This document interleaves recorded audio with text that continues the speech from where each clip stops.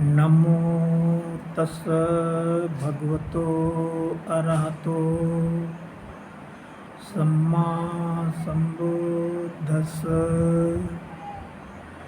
नमो तस् भगवतो अरहतो सम्मा संबुद्धस्स। नमो तस् भगवतो अरहतो सम्मा संबुद्धस्स। नमो बुद्धाय मित्रों, आइए धम्मपद की 30वीं गाथा और अपमादवर्ग की 10वीं गाथा का हिंदी अर्थ समझते हैं। अपमादेन मध्वा देवानं सेठतं गतो अपमादं प्रशंसन्ति पमादो गर्हितो सदा।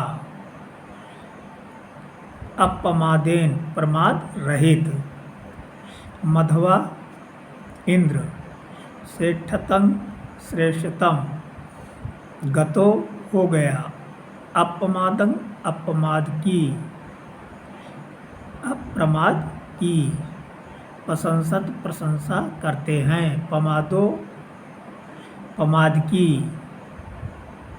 गर्हितो सदा निंदा होती है। तो अपमादेन मध्वा देवानां सेठतं गतो, अप्रमाद से इंद्र देवताओं में सबसे श्रेष्ठ हो गए। अपमादं प्रशंसति पमादो गर्हितो सदा, अप्रमाद या जागरूक की प्रशंसा होती है और प्रमादी की सदैव निंदा होती है। आइए इसे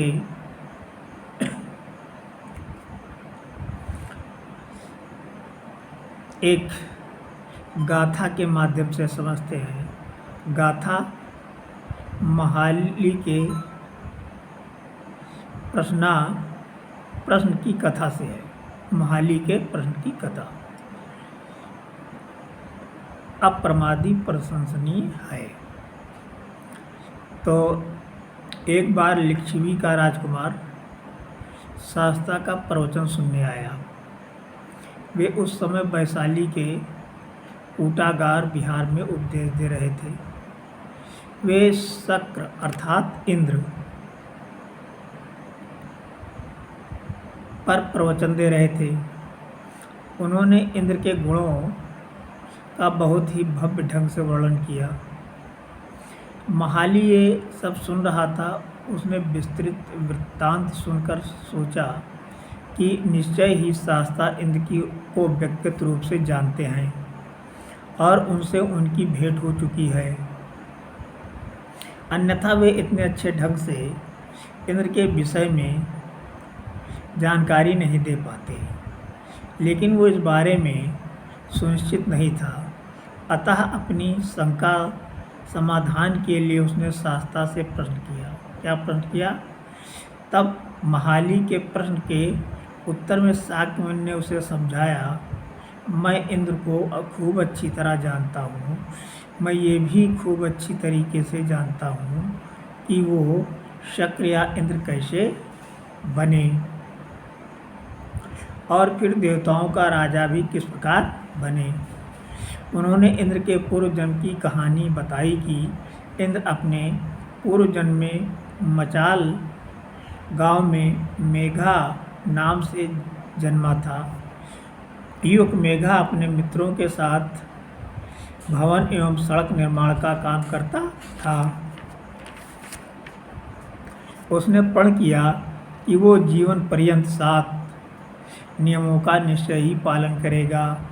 पहला, माता पिता की सेवा करना। दूसरा, बड़ों की इज्जत करेगा एवं उन्हें सम्मान देगा। तीसरा, मधुर वाणी बोलेगा। चौथा, चुगली नहीं करेगा। पांचवां, व्यापार में कभी भी अशोभनीय आचरण नहीं करेगा। छठवां, सदा सत्य बोलेगा। सातवां, अपने क्रोध पर सदैव काबू रखेगा, नियंत्रण रखेगा। उसने इन 7 नियमों के पालन करने का प्रण ही नहीं लिया वरन पूरे जन्म उनका पालन भी किया। अपने इन्हीं शुभ कर्मों के कारण अगले जन्म में वो देवताओं का राजा इंद्र बन पाया।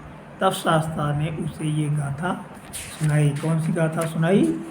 कि अपमादेन मधवा देवानाम सेठ सेठतं गतो अपमादं प्रशंसन्ति पमादो गर्हित तो सदा। तो नवम अध्याय मित्रों शेष अगले अंक में। यदि वीडियो पसंद आया है तो लाइक शेयर और सब्सक्राइब करना ना भूलें। धन्यवाद।